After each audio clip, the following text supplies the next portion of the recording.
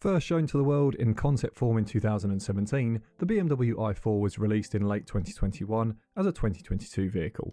Concepts of the design were always for a coupe-styled saloon, but in a change from BMW's first step into the electric car market, the i4 was not designed for a carbon fibre structure like the i3 had been. Both an all-wheel drive and rear-wheel drive model is available and can be spotted by whether a car is coded edrive or xdrive, with the xdrive getting a dual motor setup. The platform used on the i4 is the CLAR platform that is shared with the 3 Series. However, I should note that the body shell on the i4, that is the G26 4 Series Grand Coupe model, that's the body shell that they've used. The M50 model, that gets adaptive suspension as standard.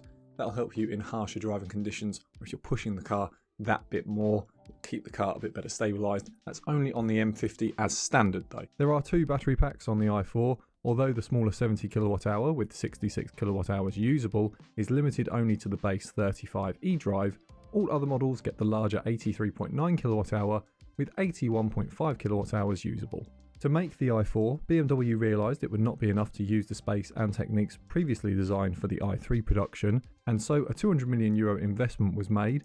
BMW identified the UK, USA, China and Germany to be key markets for the i4, thanks to a mix of incentive programs and consumer demand in markets that BMW had already established. Drag coefficients for the i4 are rated at 0.24 for the 40 model and 0.25 for the M50 model. This is extremely low when compared to the 3 Series, which creates 0.38, and the aero-efficient M3, which is 0.33, but just behind the original Tesla Model 3 at 0.23 and the facelift Model 3 at 0.22.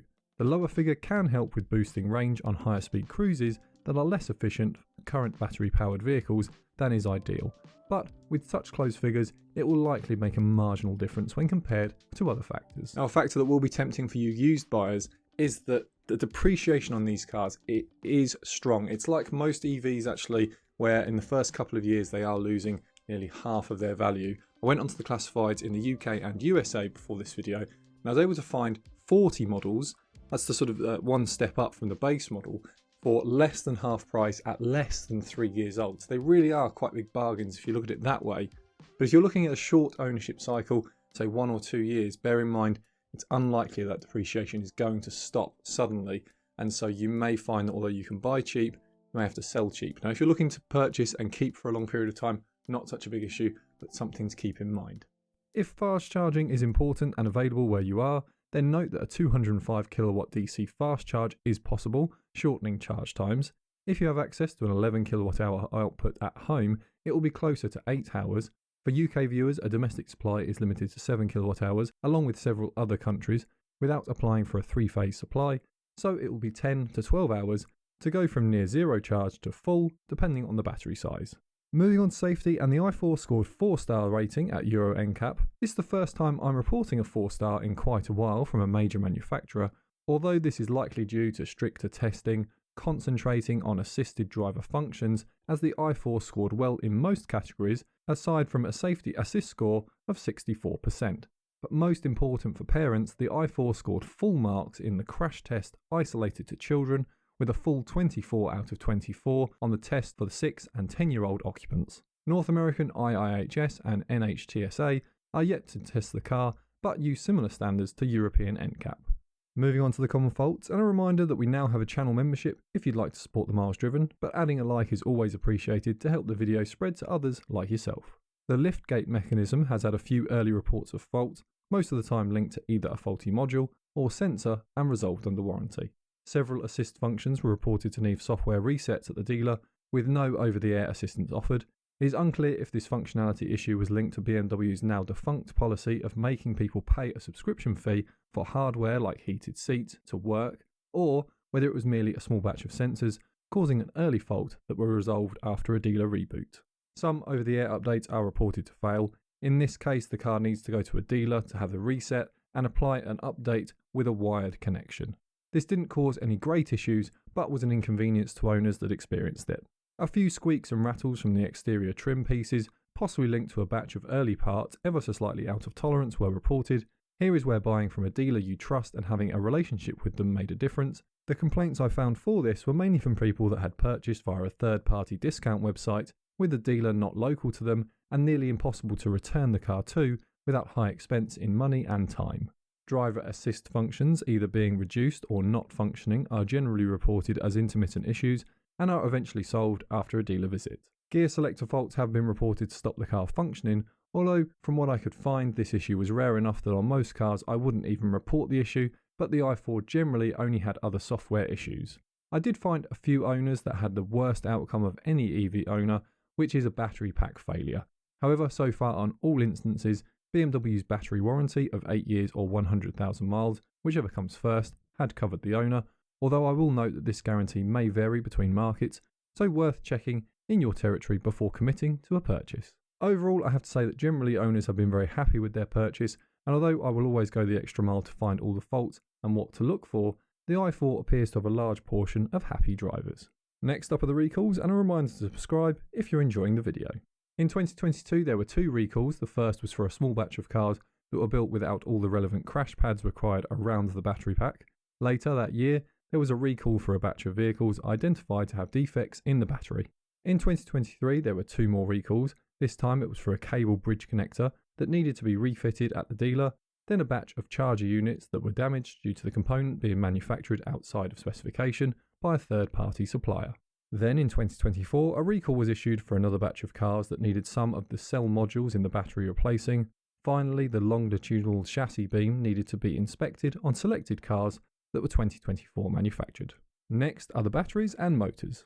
And a quick note for people that want to tow, the maximum limit I could find up to 2024 production was 1600 kilograms or £3,500 across models. Starting with the base model that is not offered in all markets, the edrive 35 is a rear drive only model fitted with a 70.2 kWh battery and a range of 304 miles or 490 kilometers on the World WLTP test and 260 miles or 418 kilometers on the American EPA test. Power is rated at 282 brake horsepower and charging speeds are limited to a maximum of 180 kilowatts. All of the reports I could find on the 35 were reported issues aside from the powertrain, although, as most are under warranty, this isn't a great surprise. However, a repeated annoyance from owners was a lack of range. The lower figure from the EPA of 260 miles was the maximum owners across the world appeared to report. Many say that 200 to 220 miles was the realistic range. One tip from owners was using the navigation to go anywhere that isn't a short drive. This not only appeared to give more accurate predictions of range, but helped with making longer journeys with a planned break at a preferred stopping location. This was especially important to owners in the winter when range was more limited. Next up is the edrive 40 and xdrive 40. The edrive model will be rear driven and single motor like the 35 model, while the xdrive adds a dual motor. No matter which 40 model you go for though, you'll get the larger battery pack, increased to 83.9 kilowatt hours. Range for the edrive 40 is given in brackets, so WLTP rates the car between 306 and 367 miles, or 493 to 590 kilometers, and the EPA rated at 282 to 301 miles, or 454 to 484 kilometers. If you go for the edrive single motor, you'll have 335 brake horsepower, while the dual motor boosts this to 396 brake horsepower, which shaves nearly 1 second from the 0 to 62 mph time. Maximum charging speeds also increase on the 40 models up to 200 kilowatts, shortening the time of a full charge if you can find a charger that can make the most of this. A quick note for those looking for an xdrive 40 model, in most markets this is not released until 2023. Again, the only repeated mark against the i4 is the range. However, it appears the EPA's lower range was quite accurate for most American owners, and they appear satisfied with the claimed and achievable range. Then finally there is the model built to show that BMW still want to be viewed as the ultimate driving machine. The M50 model has dual motors and the same larger battery as the 40 models, but boosts power to 536 brake horsepower and makes the 0 to 62 mph dash in 3.9 seconds. However, this isn't without a cost to the range. The WLTP standard is a maximum of 317 miles or 510 kilometers, and the EPA is 270 miles and 435 kilometers. However, for the first time, owners appear to be able to beat the EPA rating on the M50 model, and some achieve the WLTP standard on a fairly consistent basis.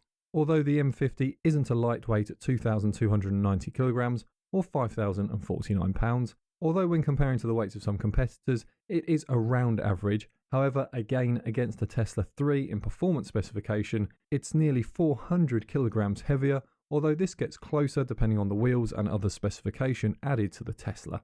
Most owners say that having owned both, you can notice the difference in weight, but it feels more marginal thanks to the improved chassis dynamics of the BMW. So on to our picks, and while the 35 model is good on a budget, it appears the 40 models are the ones to buy. If speed is important, getting a 40 xdrive adds the dual motors for increased power, but this model's recent launch means they are rarer on the used market, and so you'll get the best deal on a used edrive 40 model. If you're looking for more guides on EVs, how about the Polestar 2 or Jaguar I-Pace next? But if you're still thinking about a petrol or diesel car, why not check out my drive of the new BMW 1 Series, and as ever, all the best with your car search.